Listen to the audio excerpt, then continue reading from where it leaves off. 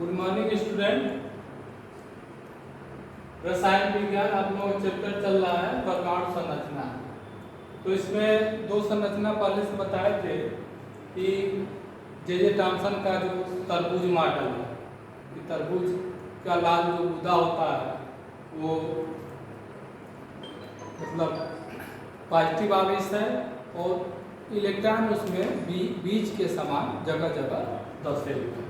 तो ये तो जे थॉम्सन का मॉडल था जो कि फ्लॉप वो हो गया, मतलब स्वीकार नहीं हुआ। उसका कारण ये है कि पॉजिटिव और निगेटिव को एक ही साथ वो जोड़ करके रख दिए, जबकि ऐसा संभव नहीं है कि पॉजिटिव आवेश निगेटिव आवेश एक ही साथ रखे जाए, क्योंकि वो सिस्टम जो है डिस्ट्रॉय हो जाएगा, नष्ट हो जाएगा, ऐसा संभव नहीं है। तो वो मॉडल उनका फेल हो गया।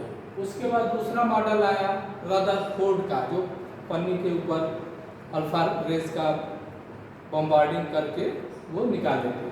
तो उसमें दिए थे कि पॉजिटिव सेंटर है परमाणु का केंद्र में अत्यंत छोटा, और उसके चारों ओर इलेक्ट्रॉन जो है वो अटेंडम कक्षाओं में अनियमित कक्षाओं में चक्कर लगाते हैं। तो इनका भी नियम जो है ये फेल हो गया, क्योंकि अटेंडम कक्षाओं में पॉजिटिव इलेक्ट्रॉन और पॉजिटिव सेंटर और इलेक्ट्रॉन के बीच में जो वो डिस्टेंस है अटेंडम होने से वो धीरे धीरे ऊर्जा का ह्रास होगा, और इलेक्ट्रॉन का ऊर्जा का ह्रास होकर के वो पॉजिटिव सेंटर से आकर के जुड़ जाएंगे, और जुड़ करके क्या हो जाएगा, परमाणु तुम्हारा नष्ट हो जाएगा।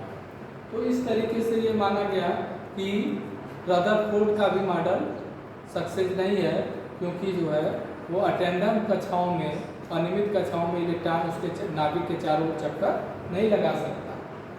तो इसी का संशोधन करके बोर ने अपना परमाणु मॉडल दिया और कहा कि जो पॉजिटिव सेंटर नाभिक है उसके चारों ओर जो इलेक्ट्रॉन चक्कर यहाँ पर लगा रहे हैं, बहुत सारी कक्षाएं हैं यहाँ पर जो है इसके इलेक्ट्रॉन जो है चक्कर लगाते हैं।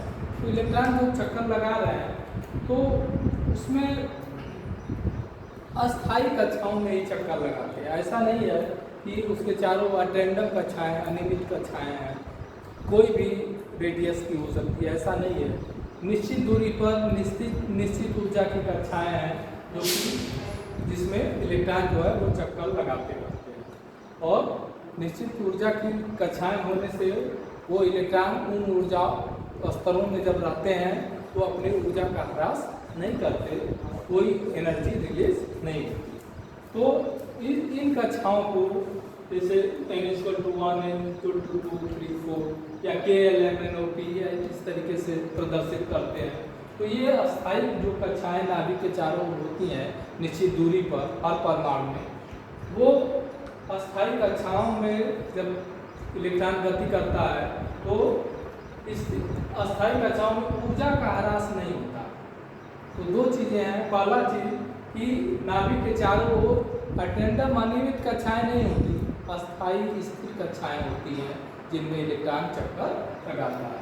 दूसरा है कि अस्थायी कक्षाओं में घूमते हुए इलेक्ट्रॉन का ऊर्जा का ह्रास नहीं होता। ये परमाणु मॉडल जो बोर ने दिया था वो बताए थे कि इन कक्षाओं में चक्कर लगाते समय इनकी ऊर्जा का ह्रास नहीं होता। और तीसरा जो है कि स्थिर कक्षाओं में इलेक्ट्रॉन का कोणीय संवेग, तो जब स्थिर कक्षाओं में है एक निश्चित ऊर्जा से निश्चित दूरी पर नाभिक से बंधे हुए हैं, तो स्थिर कक्षाओं में इलेक्ट्रॉन का कोणीय संवेग भी नियत रहता होगा, क्योंकि संवेग परिवर्तन भी फिजिक्स में पढ़े होंगे कि डेल्टा P बटे डेल्टा T फोर्स से संबंधित होता है, फोर्स के बराबर होता है। तो संवेग में परिवर्तन होगा तो उसके अनुसार उस पर फोर्स लगेगा, और वही फोर्स जो है जानते हैं फिजिक्स में पढ़ेंगे कि अभिकेंद्री बल का कार्य करता है, जो कि कोई भी वस्तु अगर वृत्ताकार पथ पर गति करती है तो उसके लिए अभिकेंद्र बल की जरूरत होती है, तो वो अभिकेंद्र बल इसी से मिलता है। तो अस्थायी स्थिर कक्षाओं में इलेक्ट्रॉन का कोणीय संवेग क्या होता है, तो कोणीय संवेग p जो होता है, p कोणीय संवेग का परिभाषा फिजिक्स में पढ़े होंगे। जो संवेग होता है उसी का मोमेंट होता है, उसी का आघूर्ण होता है, संवेग का आघूर्ण। तो संवेग क्या होता है, mv, p बराबर mv।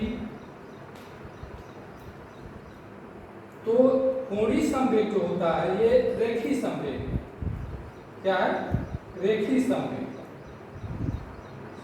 और कोणीय संवेग होता है j, इसको बोलते हैं लीनियर मोमेंटम का जो है मोमेंट, तो fv mv r। और ये जो है स्थिर कक्षाओं में जब इलेक्ट्रॉन गति करते हैं तो उनका कोणीय संवेग जो होता है mvr जो होता है वो h/2 पाई का पूर्ण गुणांक होता है।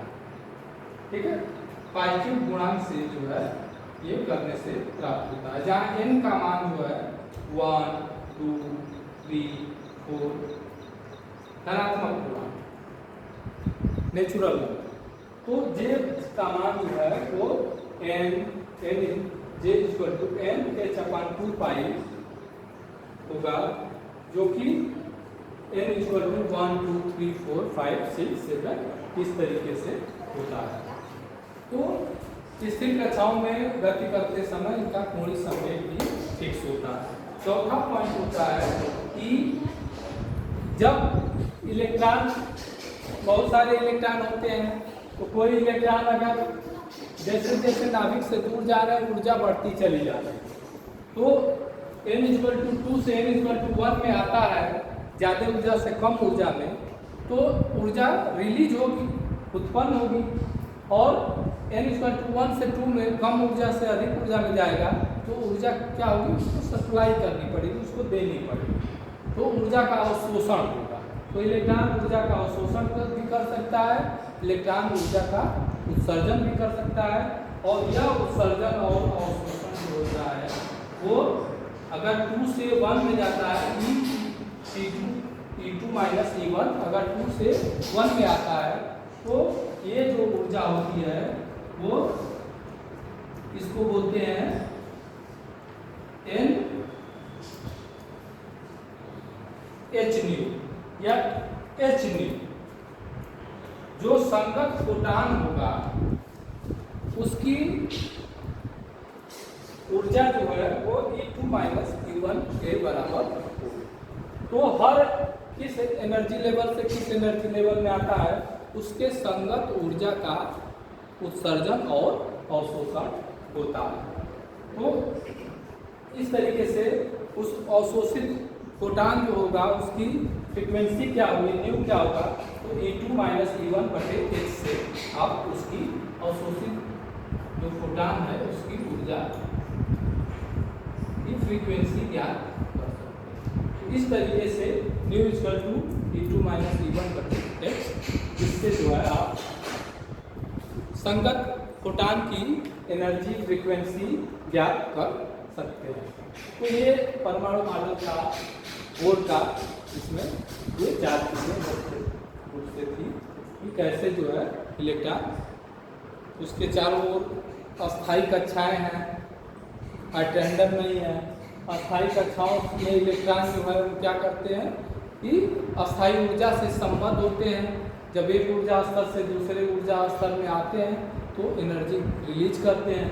और किसी n इक्वल टू 1 में है या n इक्वल टू 2 में है तो उसका जो कोणीय संवेग भी होता है वो भी संबद्ध होता है, वो निश्चित होता है। और j equal to NH/2 pi, n का मान n इक्वल टू 1 में है तो NH/1 गुणे h/2 पाई 2 में है, 2 का गुणा करेंगे। इस तरीके से इसका कोणीय संवेग आप ज्ञात कर सकते हैं। तो ये रहा आप लोगों का बोर का परमाणु मॉडल। इस पर जो है बहुत सारे न्यूमेरिकल भी आते हैं, उसको भी आप लोग करेंगे, पढ़ेंगे। Thank you.